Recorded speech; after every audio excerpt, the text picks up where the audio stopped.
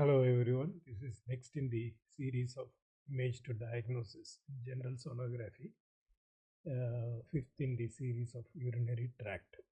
This is a 41-year-old woman, history of hysterectomy 3 months back, increasing incontinence of urine since then.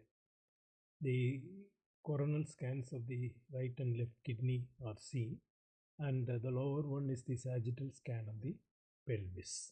And you don't see the uterus because of the hysterectomy.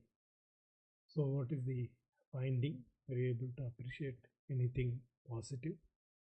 Now this case is to illustrate the importance of provisional clinical diagnosis, logical analysis, and pattern recognition, and extension of technique possible with ultrasound.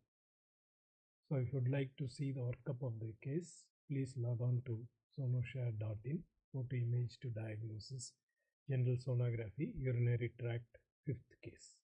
Thank you.